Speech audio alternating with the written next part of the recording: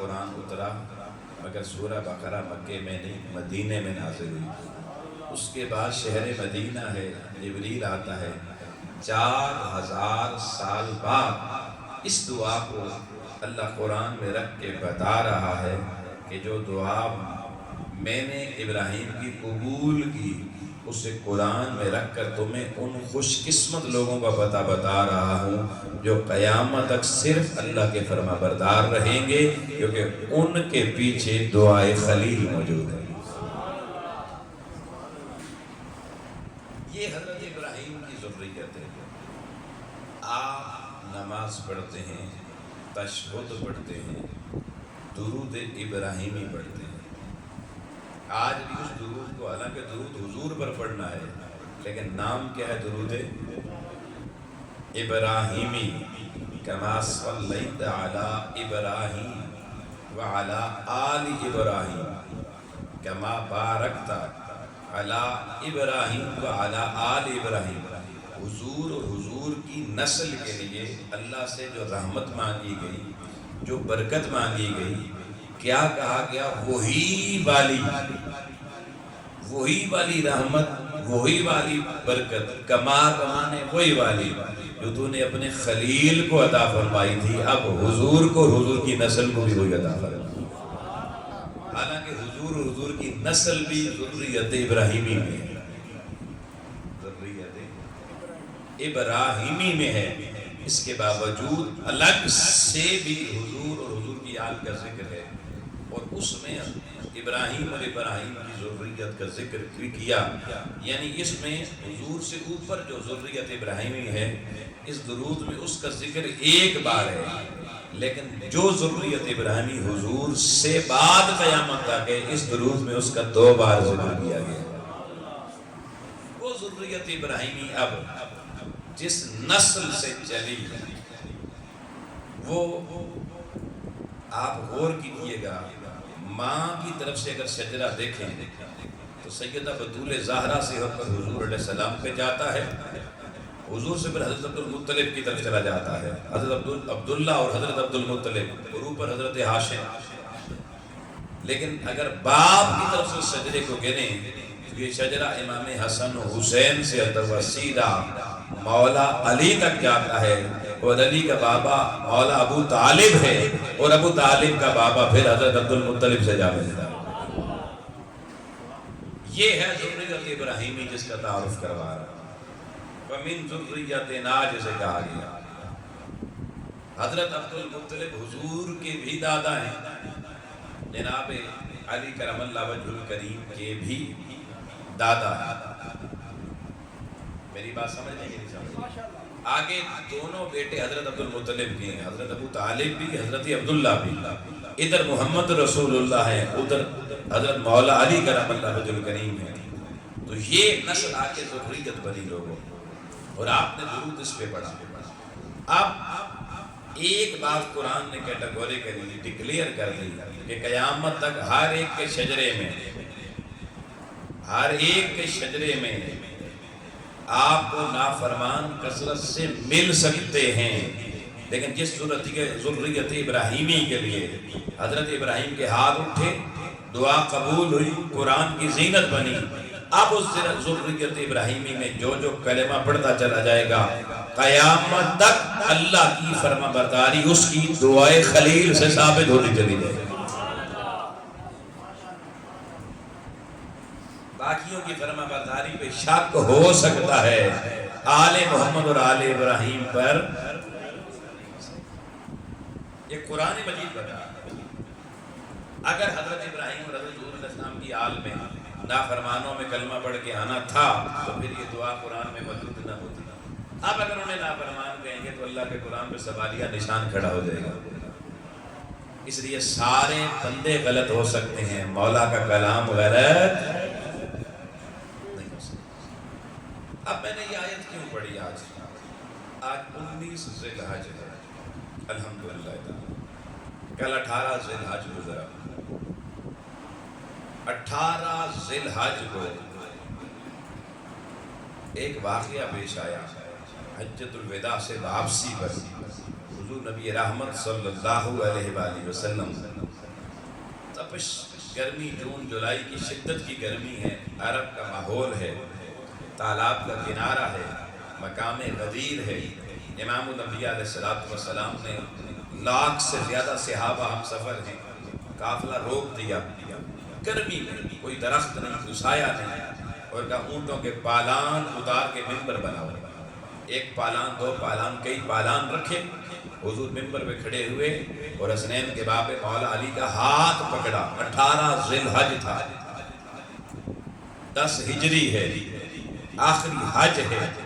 اس سے واپسی پر حضور شہر مدینہ کی طرف آ رہے ہیں اور ہاتھ پکڑ کے پہلے حضرت مولا علی کا اللہ کے نبی نے فضا میں صحابہ کے سامنے لہرایا، دکھایا صحابہ کو، منوایا براہ راست صحابہ کو، ان سارے حاجیوں کو، نمازیوں کو، قاریوں کو، حاجیوں کو، اور کہا من کنت مولاہ فہو علی مولا. سن لو اور زمانے کو بتا دینا، قیامت تک جو محمد کو اپنا مولا سمجھے گا وہ علی کو بھی اپنا مولا سمجھے گا.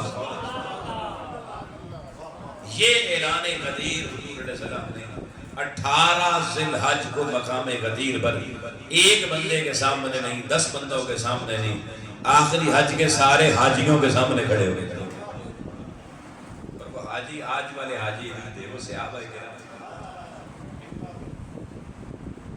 اب آپ یہاں پر اگلی بات سے پہلے، جب یہ بات کوئی اس موقع پر کل 18 ذی الحج گزرا کرے، فوراً ایک طرف سے ایک سوال اٹھایا جاتا ہے. وہ دیکھیں جی حضرت عثمان غنی رضی اللہ تعالیٰ عنہ کی شہادت بھی تو 18 ذی الحج ہے، اس کا ذکر کیوں نہیں کیا؟ ہم نے ویسے پچھلے سال صرف حضرت عثمان غنی کا ذکر کیا تھا، ہم نے اس اعلان غدیر کا ذکر پچھلے سال اس موقع پر نہیں کیا. الحمدللہ ہمارے پاس اس کا ریکارڈ بھی موجود ہوتا ہے. لیکن میں آپ کی ذہنی صحت کے لیے یہ بات آپ کے سامنے رکھنا چاہتا ہوں. خدا جانے اس امت کو ہو کیا گیا ہے کہ انہوں نے کتنی تواریخ اہل بیت اطہار کے حوالے سے کسی اہم دن کی تھی، ان میں کسی اور شخصیت، بڑی شخصیت صحابہ کرام میں سے اس کی جو حقیقی تاریخ تھی نبی، اس کی عظمت کی، اس کے وصال کی، اس کی شہادت کی، اس کو تاریخ کی کتابوں میں موجود تھا، مگر اس کو اٹھا کے اس تاریخ کے ساتھ منسلک کر دیا جس میں کوئی اہل بیت کا واقعہ تھا، اور امت کو یہ دوسرا واقعہ جو اس کو زیادہ بیان اس تاریخ پہ کرنا شروع کر دیا، اور امت کی نظروں سے اس عظمت اہل بیت کو ہٹانا شروع کر دیا. اور لوگ تو جیسے سنتے ہیں، لوگوں کی تو تحقیق نہیں ہوتی، وہ سمجھتے ہیں شاید ایسا ہی ہے. اب کیونکہ 18 ذی الحج کو کئی سالوں سے صرف حضرت عثمان غنی کا ذکر کیا جاتا ہے، اس لیے یہ سمجھا جاتا ہے. اور ایک خاص مسلک ہے جو اس دن مولا علی کی اعلان غدیر کے حوالے سے معافر کرتا ہے. تو ہم نے یہ ٹائٹل دے دیا کہ یہ اعلان غدیر ان مسلک کا ہمارا نہیں، یعنی ہم نے معاذ اللہ حضور کی ذات کو تقسیم کر دیا. ایک طرف اعلان مصطفیٰ ہے اس دن، اس کی اہمیت ہمارے لیے کم ہو گئی. ایک طرف شہادت عثمان غنی ہے، لیکن آؤ پہلے اس کو کریکٹ کرتے ہیں. کیا حضرت عثمان غنی کی شہادت 18 ذی الحج ہے بھی ہے؟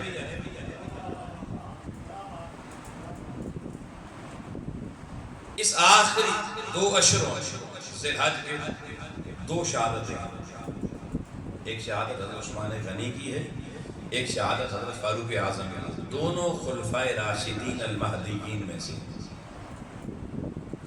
ہمارے سمجھ خیال ہیں امت کے متفقہ خلفائے راشدین میں سے. دونوں کی تاریخ شہادت، تاریخ وصال، میں تاریخ کی ایک نہیں آپ کو 20 سے زیادہ کتابوں کے مستند حوالے دے سکتا ہوں. حضرت سیدنا فاروق اعظم رضی اللہ تعالیٰ عنہ 26 ذی الحج کو آپ پہ حملہ کیا گیا، آپ زخمی ہوئے، اور 28 یا 29 ذی الحج کو آپ کا وصال ہو گیا، شہادت ذی الحج میں ہی. اب اس کے بعد کیونکہ قبر انور بننی تھی رسول اکرم صلی اللہ علیہ وسلم کے پہلو میں، اس میں تاخیر کا عمل آیا اور اس میں تدفین یکم محرم الحرام کو ہوئی۔ اب میں آپ سے کہتا ہوں ایک بندے کا وصال ہو جائے امریکہ میں، یورپ میں، عرب میں، تو جس دن وہاں وصال ہوا، آپ کو اطلاع گھر والوں کو مل گئی، بندہ وہاں پہ وصال پا گیا، اب کسی قانونی وجہ سے، حکومتی وجہ سے میت 2 مہینے بعد آئی، اس کی برسی کی ڈیٹ کون سی ہوگی؟ جس دن فوت ہوا یا جس دن آپ نے اس کو 2 مہینے بعد دفن کیا؟ جس دن فوت ہوا۔ تاریخ وصال تو مرنے والی ڈیٹ ہوتی ہے، جس دن دنیا سے بندے کا انتقال ہوتا ہے، دفن تو سے تعلق نہیں ہوتا۔ کئی دفن ہوتے ہی نہیں ہیں، کئی دریا میں بہہ گئے، لاش ملی نہیں، پتہ ہی نہیں، دفن نہیں کیا۔ کیا ان کے گھر والے بھی ان کے یوم وصال نہیں مناتے، برسی نہیں مناتے؟ کون سی تاریخ؟ جس دن وہ بہ جاتے۔ تو حضرت عمر رضی اللہ تعالی عنہ کا وصال 28 یا 29 ذی الحج کو ہوتا ہے۔ اب کسی وجہ سے تدفین میں تاخیر ہوتی ہے، جیسے حضور علیہ السلام کا وصال 12 ربیع الاول کو ہو گیا، تدفین کئی دن بعد میں عمل میں لائی گئی۔ اور آج بھی ایک مسئلہ کیسا جو اس دن کے حساب سے کہتا ہے وصال کا دن ہے، آج بھی ایک، لیکن ہم کہتے ہیں 12 ہے، کیونکہ وصال روح انور اس دن پرواز کی جسم اقدس سے۔ اسی طریقے سے لوگوں سید فاروق اعظم کا وصال بھی ذی الحج کی 28 یا 29 کو ہو گیا، لیکن لوگوں نے کیا کیا؟ اب پکا یوم شہادت فاروق اعظم یکم محرم، اور بڑے بڑے پھر لوگ علماء بھی بعض اوقات کیونکہ جو چیز مشہور ہو جاتی ہے اس کے مطابق بات کر دیتے ہیں۔ اب دیکھیں اس سے آگے چل کے کیا ہوا؟ پچھلے چند سالوں سے آپ نے دیکھا ہوگا کہ محرم کے پہلے عشرے کو عشرہ فاروق و حسین کا نام دیا گیا۔ کیوں؟ ادھر امام عالی مقام کی شہادت تھی، اور یہ سری شہادت، یہ سری شہادت ہے یا جہری ہے، یہ جاری شہادت ہے حضرت امام حسین کی کربلا کے میدان میں۔ حضرت فاروق اعظم جنگ میں شہید نہیں ہوئے، ان کی سری شہادت ہے۔ تو سری شہادت کو اٹھا کے جاری شہادت کے ساتھ منا کے یکم محرم سے سارے مناقب صرف حضرت فاروق اعظم کے بیان کر کے، مقصود کیا تھا امت میں؟ تاکہ اہل بیت کا ذکر کر دیا جا سکے۔ بھائی وہ پورا آخری عشرے کو آپ نے ضلع کے آخری عشرے کو پورا عشرہ فاروق کیوں نہیں کہا؟ جس میں وہ زخمی ہوئے، جس میں ان پہ پٹیاں باندھی گئی، جس میں ان کا خون روکنے کی کوشش کی گئی، جن میں ان کا روح اقدس پرواز کی، پورے عشرے کو چھوڑ دیا، اگلے عشرے میں آگے۔ یہی حالت شہادت عثمان غنی کے ساتھ کیا گیا۔ آپ دیکھیں ہمارا جو ویکیپیڈیا ہوتا ہے نا، یہ اب لوگ موبائل کا دور ہے، انٹرنیٹ کا دور ہے، یہ ویکیپیڈیا والے کوشش کرتے ہیں پوری تحقیق سے تاریخ کی مستند کتابوں سے جو حوالہ ہو وہ بات لکھی جائے، کیونکہ جیسے ڈکشنری میں معنی لکھا جاتا ہے تو وہ اہل لغت کوشش کرتے ہیں وہ معنی ہو جو صحیح تحقیقی ہو، کہ لغت ہر ایک نے فالو کرنی ہے۔ اس حوالے سے یہ ویکیپیڈیا جو ہوتا ہے نا، یہ بیسیکلی ایک انسائکلوپیڈیا ہوتا تھا تاریخ کا۔ آپ ابھی یہاں بیٹھ کر بھی کھولیے گوگل سے ویکیپیڈیا کو، اس میں لکھ کے حضرت عثمان غنی کا یوم وصال، یوم شہادت کون سا ہے، آپ کے سامنے آئے گا 12 ذو الحج 1235 ہجری یوم جمعۃ المبارک، جمعہ کا یوم 35 ہجری ہے اور دن ہے 12 ذی الحج کا، اور یہی تاریخ کی مستند ترین کتابوں میں بھی موجود ہے۔ لیکن یار لوگ ہیں، زمانہ بدلا، کروٹیں بدلی، خیالات بدلے۔ 12 سے اٹھا کر اب کو 1810 ہجری میں حضور اعلان غدیر فرما رہے ہیں۔ حضرت عثمان غنی کی شہادت 35 ہجری کو ہوئی ہے۔ اعلان غدیر کو اہل سنت کے سٹیج سے نہ بیان کیا جائے، حضرت عثمان غنی کی شہادت 12 ذو الحج سے اٹھا کر 18 ذو الحج میں لے آئے، اس کو صرف بیان کیا جائے تاکہ اہل بیت کے مناقب امت نہ سنیں۔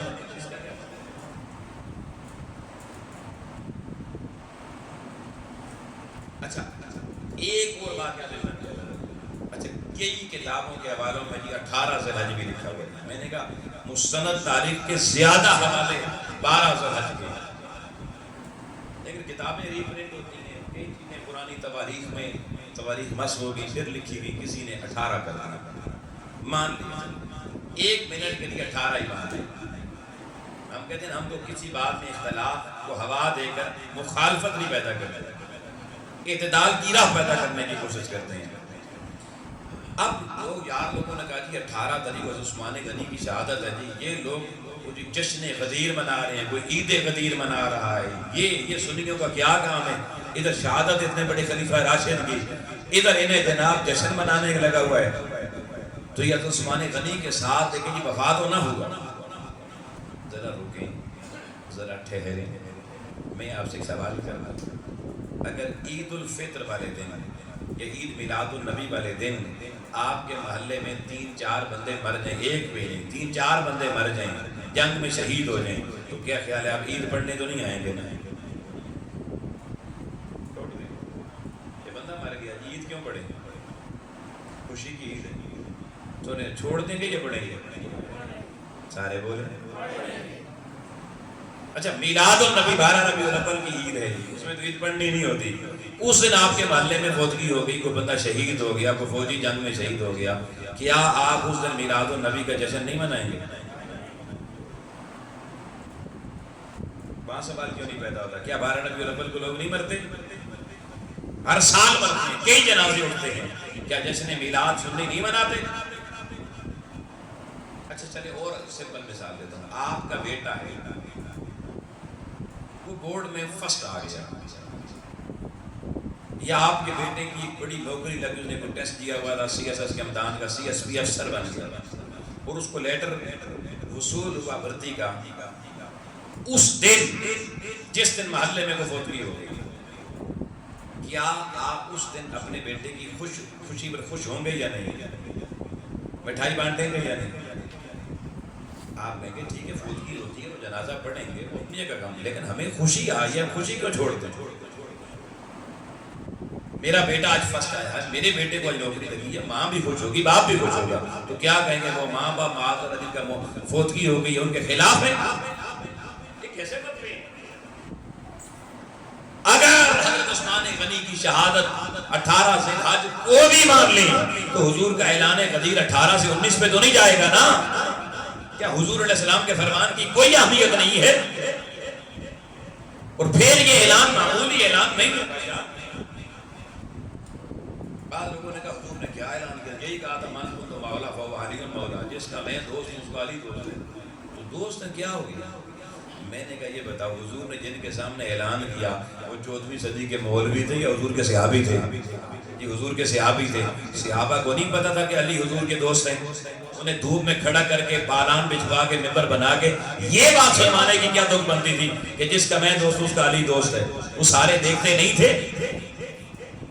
اس کا مطلب یہ نہیں ہے اگر دوستی کا اعلان ہوتا وہ تو انہیں پتا تھا، وہ کو سامنے ان پڑھ جاہل نہیں تھے، وہ حضور کے صحابی تھے، حضور کے ساتھ حج کر کے خطبہ حجۃ الوداع سن کے آ رہے تھے، جنہوں نے حضور کے پورے خطبے یاد کر لیے تھے، انہیں علی کی مولائیت کا اعلان کر کے کوئی صرف دوستی کا پیغام نہیں دینا تھا، قیامت تک بتانا تھا علی کا مقام مصطفیٰ کے بعد کیا ہے، ان صحابہ کے ذریعے ہم تک پہنچانا تھا تاکہ دنیا کو پتہ چل جائے جس طرح خدا قرآن پاک میں اپنی مولائیت کا اعلان کرتا ہے، حضرت جبریل کی مولائیت کا اعلان کرتا ہے، مصطفیٰ اور قرآن حضور کے مولا ہونے کا اعلان کرتا ہے۔ قرآن نے تو 3 مولا کا اعلان کیا تھا، حضور نے ساری امت میں سے صرف ایک نام کو اس نام خدا، نام جبریل اور نام محمد کے ساتھ مولا کہہ کے اگر کھڑا کیا تو ساری امت میں تنہا وہ نام مولا علی کا ہے۔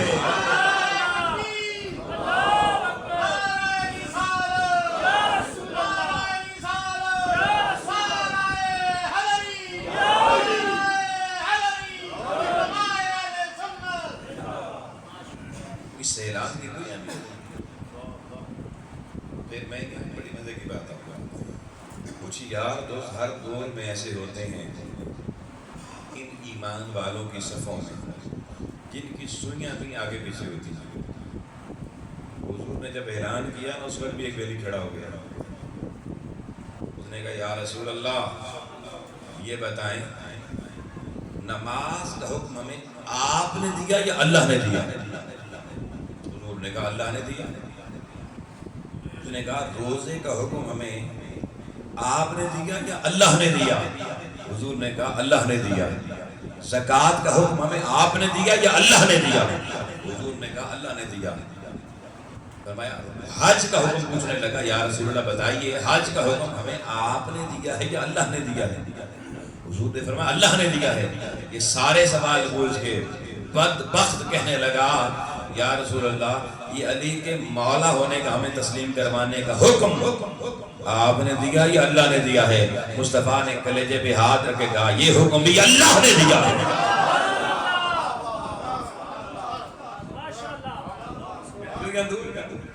یہ حکم بھی فرمایا یوحا کی زبان سے نکل رہا ہے، وما ينطق عن الهوى ان هو الا وحی یوحا۔ یہ جو یوحا والی زبان ہے، یہ زبان جو بھی اعلان کریں، یہ اعلان صرف اعلان مصطفیٰ نہیں، یہ اعلان خدا بھی ہے۔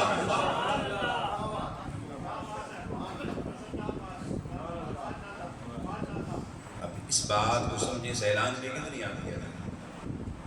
دوسرے طبقے کے بندے نے اسی وقت سوال کر کے رخ موڑنا چاہا کہ نماز کا حکم تو قرآن میں موجود ہے، روزے کا حکم تو قرآن میں موجود ہے، اور مولا ان اللہ مولا ہوا جبریل و رسول، یہ قرآن میں تینوں مولا کا ذکر موجود ہے، تو یہ تو حضرت علی کے مولا ہونے کا تو قرآن میں ذکر موجود نہیں ہے۔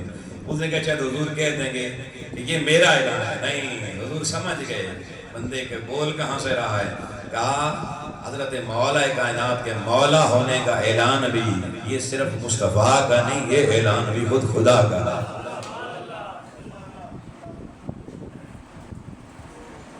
اس تناظر میں دیکھیں حضرت عثمان غنی رضی اللہ تعالیٰ عنہ ہمارے سر کا تاج، بلکہ حضرت عثمان غنی جس وقت شہید کیے گئے، بلوائی جنہیں کہا جاتا ہے، وہ بھی غیر مسلم نہیں تھے،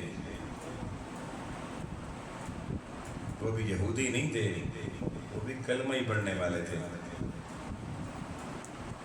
آج ہم کہتے ہیں نا جی کربلا میں بڑے بڑے صحابہ کی اولادیں بھی تھیں۔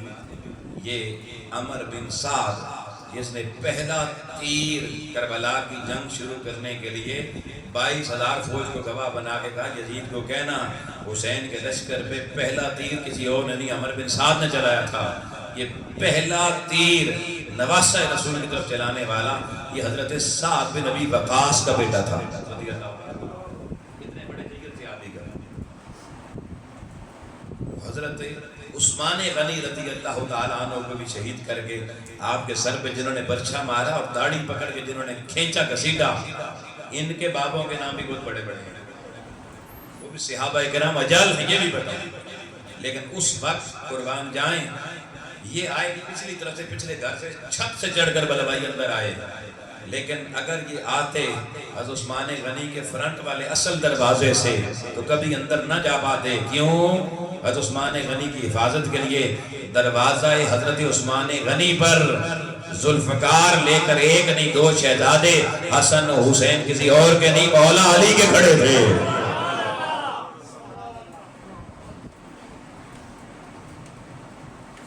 ان کی قربتیں اتنی ہیں، محبتیں اتنی ہیں، لیکن آپ جانتے ہیں جب حضور علیہ السلام نے اعلان کیا مان کن تو مولا ہو فہو علی اور مولا، ادھر اعلان ایک بندے نے کیا سوال کیا وہ میں نے آپ کو بتا دیا۔ اب ذرا عاشقوں کے ہجوم میں ایک عاشق اٹھا، اس نے کہا علی مبارک ہو، علی مبارک ہو، اور سن تو بھی خوش قسمت میں بھی خوش قسمت۔ کیوں؟ کیونکہ تجھے تو حضور نے اور اللہ نے مولا بنایا ہمارا، لیکن تیری مولائیت کو قبول کر کے سب سے پہلا اعلان کرنے والا میں خوش قسمت ہوں۔ تو یہ شخص جس نے بڑے ہجوم میں سب سے پہلے مولا علی کو اپنا مولا تسلیم کرنے کا لوگوں عملی اعلان کیا، یہ کوئی اور نہیں، یہ خلیفہ دوم حضرت فاروق اعظم رضی اللہ عنہ۔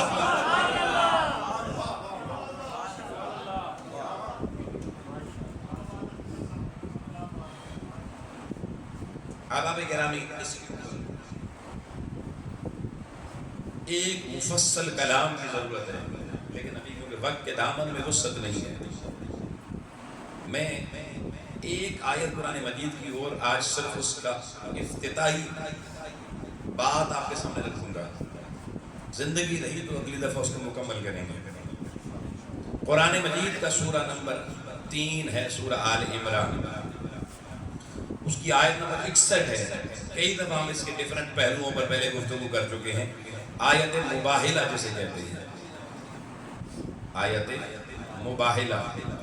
لیکن ایک پہلو اس کا ایسا ہے جو بڑا تشنا ہے، اور وہ زندگی گزر گئی ہے، بہت کم ہی کہیں سنا گیا. مقام اہل بیت الپنجتن کو سمجھنا ہو تو اس پہلو کو جاننا ضروری ہے. آج میں صرف اس کا مقدمہ آپ کے سامنے رکھ رہا ہوں، مقدمہ کھولوں گا نہیں، اگلی دفعہ میں اس کو کھولیں گے. دیکھیں، نجران کے عیسائیوں نے حضور علیہ السلام کو جو چیلنج کیا مناظرے کا، جس کو اللہ نے بعد میں مباہلے میں بدل دیا. نجران کے عیسائیوں کا ورڈکٹ کیا تھا، اعتراض کیا تھا؟ نہ انہوں نے کسی صحابی پر اعتراض کیا، نہ انہوں نے کسی اہل بیت کے فرد پر اعتراض کیا. انہیں ایک اعتراض تھا، توجہ سے یہ نقطہ سنیے. انہیں اعتراض صرف نبوت مصطفیٰ پر تھا کہ حضور اللہ کے نبی اور رسول معاذ اللہ نہیں ہے. انہوں نے کہا ہم یہ دلائل سے مناظرے میں ثابت کریں گے. اب اللہ نے دیکھا کہ نجران کے عیسائیوں نے میرے محبوب کی نبوت اور رسالت کو چیلنج کر دیا ہے. اب اگر یہ آتے ہیں دلائل دیتے ہیں، جیسے مولوی دو بیٹھ کے مناظرہ کرتے ہیں، تو مناظرے کے بعد عوام کو سمجھ ہی نہیں آتی جیتا کون ہارا کون، کیونکہ ادھر بھی جشن فتح مبین ہوتا ہے، ادھر بھی جشن فتح مبین ہوتا ہے. تو اللہ نے کہا میرے بندو میں ایسے تو نہیں کرنے دوں گا اپنے حبیب کی بابت کہ تم بھی نعرے لگاتے تو جی. اس لیے مباہلہ کروائیں گے، اور مباہلے میں دونوں فریقین نے ایک دوسرے کے بارے میں بد دعا کرنی ہوتی ہے، اور مباہلے کے میدان سے زندہ بچ کے وہی واپس جاتا ہے جو سچ اور حق ہوتا ہے. اسے پھر جشن فتح مبین منانے کی ضرورت نہیں ہوتی، زمانہ دیکھ چکا ہوتا ہے سچ کون ہے. مگر اس مقدمے کو سمجھیے گا کہ حضور علیہ السلام کی ذات پر اعتراض ہوا، اور آقا علیہ السلام خود نہیں، اللہ کا حکم ہے قرآن مجید میں وَمَنْ حَاجَّكَ فِيهِ مِنْ بَعْدِ مَا جَاءَكَ مِنَ الْعِلْمِ. یہ سارا علم محبوب آپ کے پاس آ گیا ہے کہ نجران کی عیسائی چاہتے کیا ہیں. ان کا اعتراض آپ کی نبوت و رسالت پر ہے، مگر فَقُلْ آپ ان کے سامنے اعلان کریں. مباہلہ کیسے کریں گے؟ نہ تو کہ بلا لو ابناءنا و ابناءکم، ہم اپنے بیٹے تم اپنے بیٹے، ونساءنا و نساءکم، ہم اپنی عورتیں تم اپنی عورتیں، وانفسنا و انفسکم، ہم اپنے جانیں تم اپنی جانیں، ثم نبتہل، پھر کریں گے مباہلہ. یا اللہ تیرا حکم قرآن میں موجود ہے. عیسائیوں نے بیٹوں کے اوپر تو اعتراض ہی نہیں کیا تھا، عورتوں کے اوپر تو اعتراض ہی نہیں کیا تھا، جانوں کے اوپر تو اعتراض ہی نہیں کیا تھا. ان کا مسئلہ تو فقط ذات رسالت آپ صلی اللہ علیہ وسلم تھے. تو چاہیے تو یہ تھا، اللہ کہتا محبوب جا تو اکیلے بد دعا کرنا.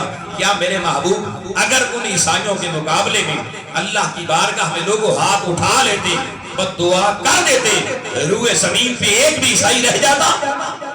محبوب خدا ہے. مگر سوال یہ کہ مولا معاملہ تیرے حبیب کی عزت اور ناموس کا ہے، اور تو کہتا ہے بیٹے بھی لے کے جانے ہیں، عورتیں بھی لے کے جانی ہیں، جانے بھی لے کے جانی ہیں، مسئلہ کیا ہے؟ انہوں نے کہا مسئلہ بہت گہرا ہے. مسئلہ صرف نبوت مصطفیٰ کا نہیں ہے. اس لیے صرف نبوت مصطفیٰ کا مسئلہ تھا تو حضور اکیلے بھی چلے جاتے تو ٹھیک تھا، لیکن مسئلہ پوری عمارت ایمان کا ہے، مسئلہ پورے عقیدہ توحید کا ہے. فرمایا ہمارے عقیدہ توحید کی ساری عمارت بھی نبوت و رسالت مصطفیٰ کے کندھوں پہ کھڑی ہے. ہمیں کون جانتا تھا ہم رب ہیں؟ ہماری توحید لوگوں کو کیا پتا تھی؟ وہ تو ہر بت کے سامنے جھکنے والے تھے.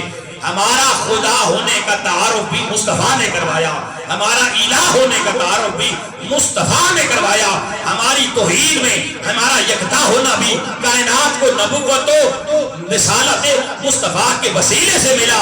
اگر معاذ اللہ مصطفیٰ کی نبوت غلط ثابت ہو جائے، اللہ کی توحید غلط ثابت ہو جائے گی، فرشتوں کا عقیدہ ایمان والا ختم ہو جائے گا، جنت اور دوزخ والا عقیدہ پہاڑ میں چلا جائے گا، کچھ نہیں بچے گا ایمان کی عمارت میں. کیوں؟ ایمان کی عمارت میں سامنے صرف نبوت مصطفیٰ اور ذات مصطفیٰ موجود ہے. نہ خدا کو کسی نے دیکھا، نہ جبریل کو کسی نے دیکھا، نہ اسرائیل کو کسی نے دیکھا، نہ کسی فرشتے کو دیکھا، نہ حور و غلمان کو دیکھا، نہ جنت و دوزخ کو دیکھا، نہ قرآن کو اترتے ہوئے کسی نے دیکھا، نہ کسی کو پتا قرآن ہے یہ بھی مصطفیٰ نے بتایا، فرشتہ فرشتہ ہے یہ بھی مصطفیٰ نے بتایا، جنت جنت ہے یہ بھی مصطفیٰ نے بتایا۔ ارے قیامت آئے گی، دوبارہ اٹھیں گے، کسی نے نہیں دیکھا۔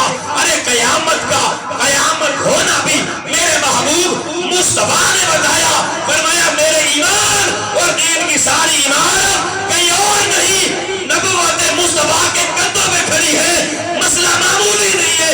اس لیے محبوب تو آج اکیلے نبوت بچانے کی بات کرے تو بات بن جائے گی، مگر ہم نے سارا دین بچانا ہے، انہیں ساتھ لے کر میدان مباہلہ میں جانا ضروری ہے۔ تیرے بعد کربلا میں جنہوں نے تیرا سارا دین